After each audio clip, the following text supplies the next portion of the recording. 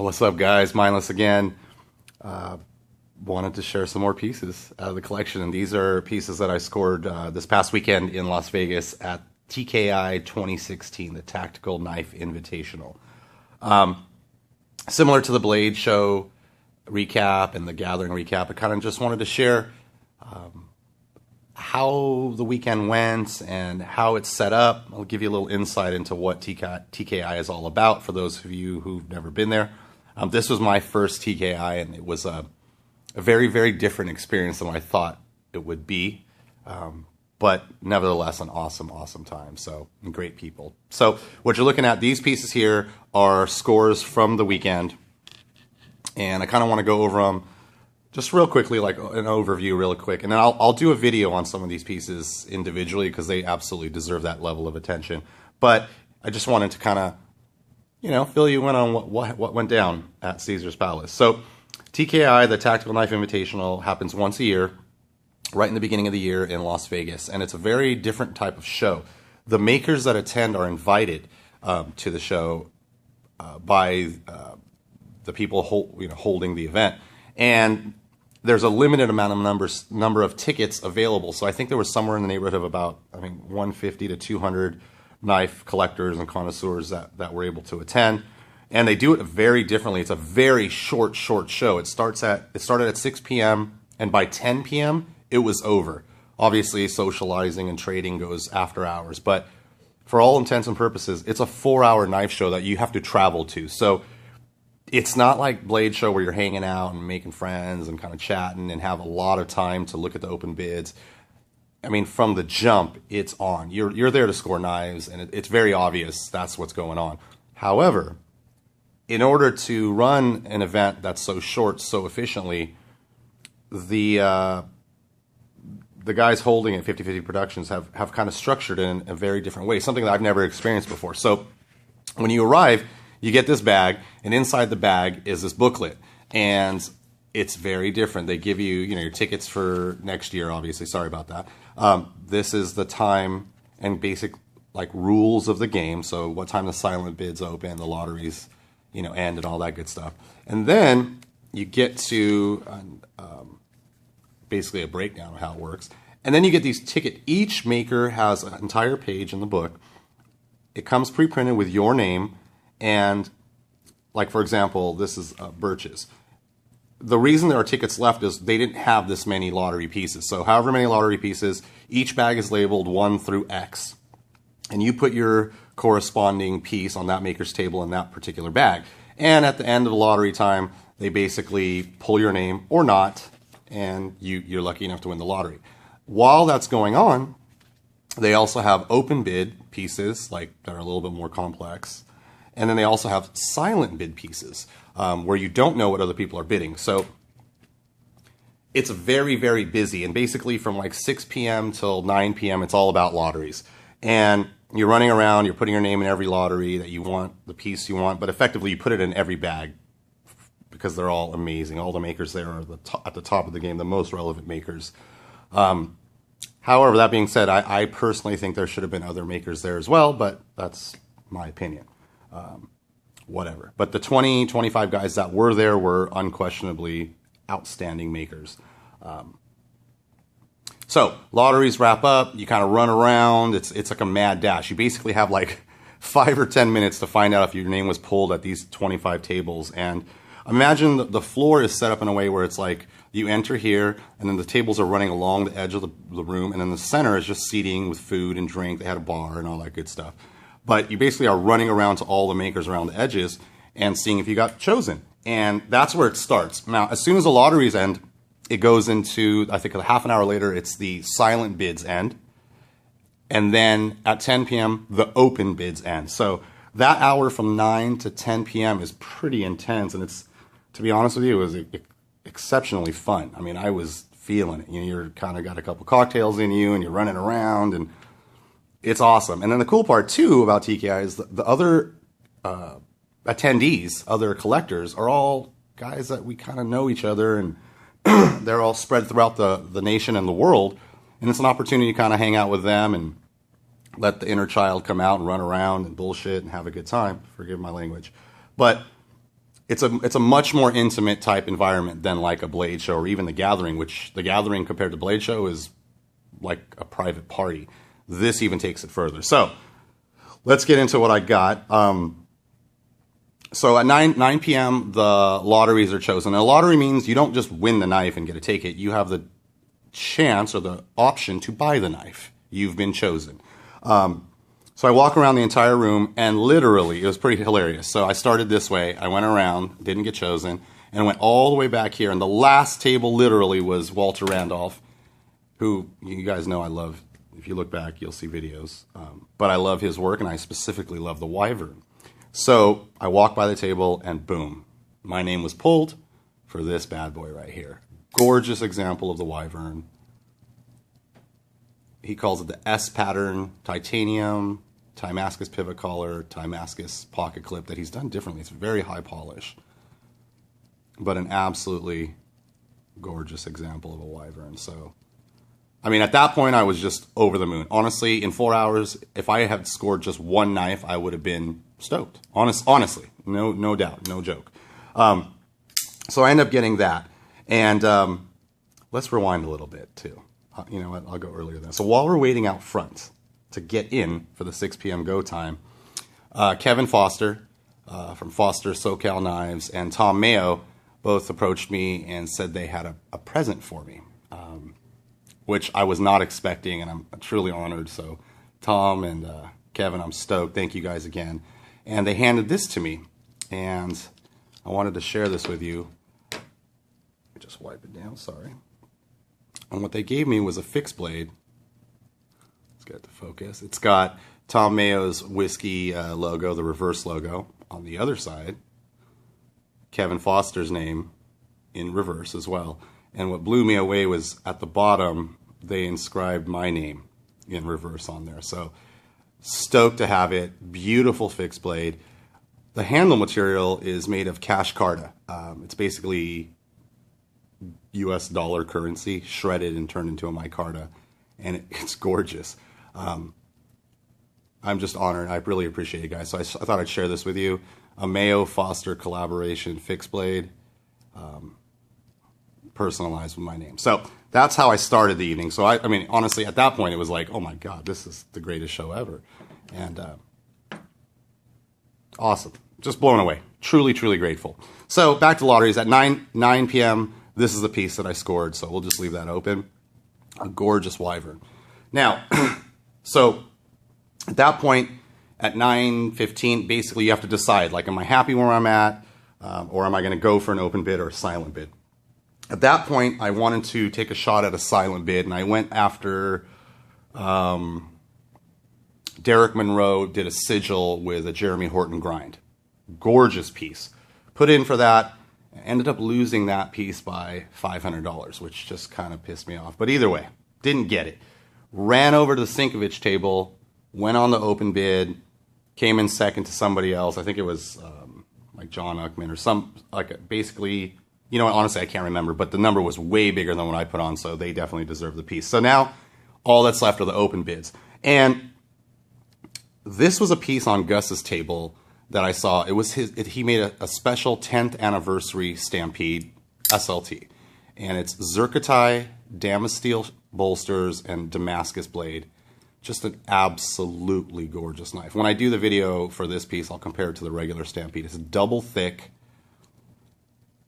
Damascus backspacer, just over the top. I was blown away by it, and I wanted it. And it was going on the open bid, but it's almost like you need to have like 10 hands or need to be at two places at once. You can't be at all of them, and they're all ending at exactly the same time. So while I was going over and checking out how the action was going on this, on the open bid, John Barker, you guys know him, my favorite maker right now, just can't get enough of the Hokkaido, had this piece. He had 2 or 3 lottery pieces, and a young guy was lucky enough to get this Hokkaido flipper, which is John's new model. It's basically the Hokkaido non-kickstop, non-collaboration flipper. And he introduced the prototype back at Blade last year, and since then he's just perfected it. The action is just amazing. Flips super hard, perfect in every way. Beautiful, beautiful piece. the kid won this. Forgive me, I don't want to call him a kid. This young gentleman won this compared to my age. And basically, I was watching, and we were watching as he went to collect a knife, and you can tell that maybe he wasn't feeling it as much. So I kind of put the feelers out like, hey, I'm a Barker fan, I'm interested. And that's the part of the shows that a lot of people don't talk about, is that if you're interested in a piece and someone else wins it, they were probably going to approach you, and that's exactly what he did. He came up to me, he knows I know what he paid on the lottery price, so he's not going to be able to get away with charging 10 times that amount. But he basically offered the piece to me, and he's like, hey, I'm not really feeling this. It's not my style. I know you're a big fan. You want to work a deal? And I was like, hell yeah. And it kind of worked out that I didn't win the Horton Monroe sigil, because funds-wise, I wouldn't have been able to do it. So we negotiate for about 20 minutes at a table, and we come up with a price that I think was absolutely fair. And I was lucky enough to score a John Barker Hokkaido flipper, which definitely is getting its own video, just because I freaking love these things. But look at the Tonto. There's the Barker Tonto. Gorgeous, gorgeous knife. So at that point, I basically have this piece, and this piece, and the show's wrapping up, and I'm stoked. Honestly, I was over the moon. I felt really lucky.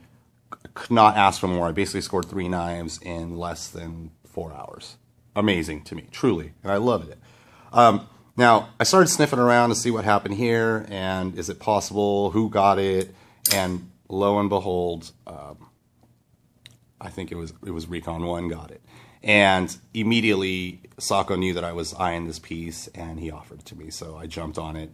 And this was the most fancy, kind of over-the-top piece that I saw at the show that I really would love to have in the collection, and I got it. So it's not always about scoring it at the show. If you look at other collectors' videos like Svi or any guys, a lot of the knives that you get there at the show aren't actually off the maker's table. It's the deal after you score the knife. And that's what it's all about. And I think that's what what are the odds of you winning a lottery? It's very slim. It's effectively 1 in 200, whatever the mathematics work out to. Obviously, you can take down an open bid, but it can get out of hand, especially if you know the person bidding against you really wants it. It could turn into a pissing contest, and price could go way past what's reasonable. So sometimes it's better to just back off, let someone take the knife, and then kind of maybe work out a deal, a trade or whatever. And that's exactly how this came about, and that's exactly how this came about. Technically, the only 2 knives that I scored maker, like from the maker's table, was the Wyvern directly from Walter, and then the gift from Mayo and Kevin Foster. So even there, I was stoked. But these 2 I wanted bad. I mean, you guys know I'm a big fan of Barker's knives, and this was the flipper that I wanted. He had a gorgeous piece that was like engraved, but it was open bid, and I was planning on going for it, but it started to run away pretty quick. But this was the lottery piece, and I loved it. Of all the lottery pieces, to me, the flipping action was the best from the choices there what John brought. And they were all perfect, but you know how it is. Like, some are just snappier than others. The sound is right. Just a perfect piece. So, this is the haul from TKI. And obviously some patches and my ID, and it was an amazing event. And great food. They had an open bar. Everybody was taking advantage of that. People are dressed a little bit better because you're in like one of the ballrooms at Caesars. It's just overall a much more intimate, polished, refined type show. Now, it's great because you're getting the makers showing off the best work they can, but at the same time, it's very short, So I can imagine if you're traveling from the East Coast, which there was like a freaking crazy storm, or you're traveling from Europe, like Svi coming from Paris, to travel all the way there for a 4-hour show, and at the risk of not getting anything, that's tough. That's a decision that you got to be a really big knife nut to get down with that. Me personally, I'm from LA, so it's not too bad. It's a 45-minute flight. you know, it's just one of those tough kind of decisions. So I'm sure there were people that would have loved to go on, but it just didn't pencil out, like the travel expenses and all that stuff. Now, that being said, if you can go, I would go. It was amazing. I mentioned in past videos, and if you look back at all the videos I've made, the craziest looking knives I have inevitably were TKI pieces. It seems as though the makers really pull out all the stops and try to do the best work they can, and they really come with it. And it's an opportunity to get possibly the best work that each maker can put forward, you know. And they're not bringing 20 knives. They all brought maximum 5 or 6 pieces.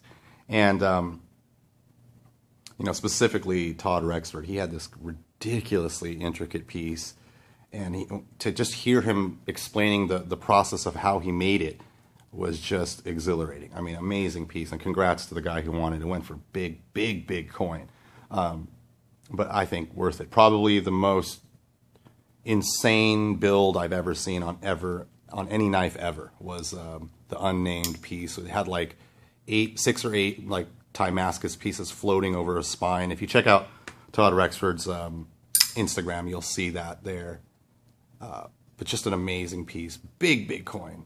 Everything from Peter Carey, Michael Birch. I mean, you name the top makers, they were there, and they were showing off the best they could do. And it is just a treat to be able to handle all these knives and have a chance at winning them or taking them home. But more importantly, to handle it. Like, this thing in pictures is amazing, but when you hold it and realize it's literally twice as thick as a regular Stampede, and the weight of the Zerkatai and the flipping action, I mean, this thing is it's just perfect. And that's part of the joy of going to TKA. Honestly, if I didn't win anything and came home with nothing, would I be bummed? Hell yeah. But there's a silver lining in that. You gotta, you know, meet all your other collector buddies. You get to speak directly with the makers in a much more small environment, so you can actually have a moment or two of their time, and they know you're a serious collector by the mere fact that you're there, that you traveled for a 4-hour knife show. It's an amazing event, and I absolutely will be there again next year. For me, it does pencil out since I'm so close to it. Just stoked, guys. If you can get in there, I would. If you can make it next year, I would. And these are the pieces that I was lucky enough to score. And I will be making videos individually, definitely, probably on these two. On the Wyvern, you know, this is the 4th Wyvern to come into my collection, so probably one will be leaving. You know, if you look back, I have a Kickstop Wyvern video, a very beautiful Damascus bladed Wyvern from G7, but this thing is just, the satin is perfect and the grind is perfect. Walter does good work. So, guys, TKI, awesome, honestly. And if they ever have a chance, I'd love to see you guys there. Anyway, I wanted to share with you, kind of give you an idea of what it's all about, share the scores, and get back on the normal video routine. So next week, probably I'll have a couple of videos. I'll probably do this one or this one just to give you up close and talk specifically about it. And we'll go from there. I appreciate you guys watching. Please leave some comments below. If you dug the video, throw me a like. And if you're not subscribed, please do for more videos. And I'll see you guys on the next one. Take it easy.